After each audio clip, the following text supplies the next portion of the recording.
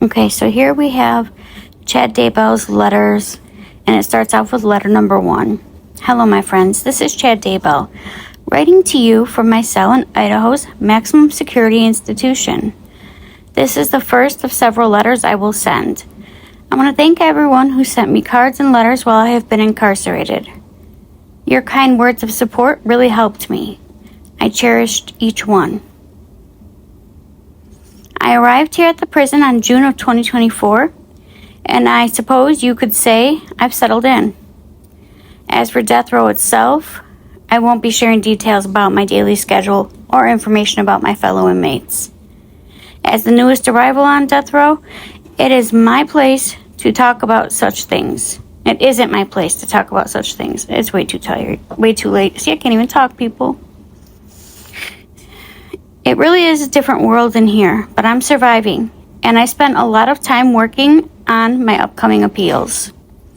I express my gratitude to each of you who have been a part of my life. While I was in the Fremont County Jail, I spent thousands of hours in an isolation cell. I wasn't allowed to have a clock, and it often felt like time stood still.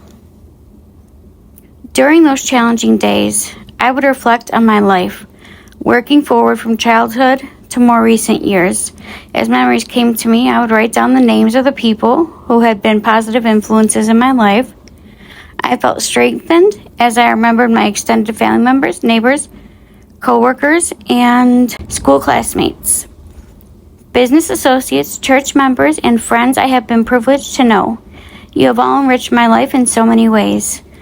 I am using this method to share my story because I want you to receive it uncensored and unfiltered directly from me. I am aware of how I have been portrayed in the media. Frankly, those portrayals of me are unrecognizable. I am not the man the media has created. I am not the cult member who should be feared. I am not a conspirator or a K-word unaliver. I never have been. I am a father, a grandfather, a husband, a son, a brother, and a friend with a firm faith in the gospel of Jesus Christ. I have recently been able to have a few in-person visits with several of my family members, and those have been wonderful. I will always be grateful for the unconditional love and support these family members have given me. When people find out that my relatives have visited me, they usually ask them, "How has he changed?" My relatives give the same response. "He hasn't changed. He's the same Chad we always knew." People are surprised by that answer after learning a different story for so long. I am still the quiet, gentle person you all know. I've always been a peacemaker, even now in prison. I have never caused anyone's death and never conspired to commit acts against anyone. I share in your sadness, pain, and grief over the deaths of Tammy, Tylee, and JJ. I don't have all the answers even now, but I'm grateful a more complete story will be shared during my appeals process. Something to look forward to, or not, actually, but we'll find out. During my court trial, I followed my attorney's advice to sit quietly, not smile, and not show any emotion as evidence was presented.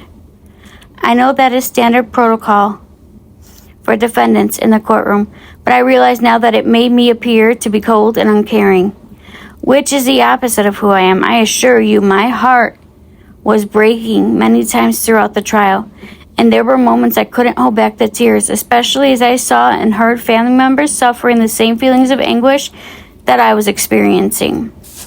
A key purpose of these letters is to share with you what I had hoped would have been explained in court. I will strive to make each letter informative and worth your time.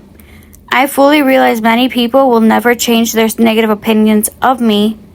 In this age in social media, podcasts, and the merging of mainstream media with law enforcement, very few defendants are portrayed in a positive way.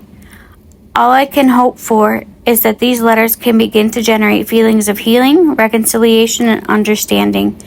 Thanks again, my friends, for the many ways you have helped and inspired me throughout my life.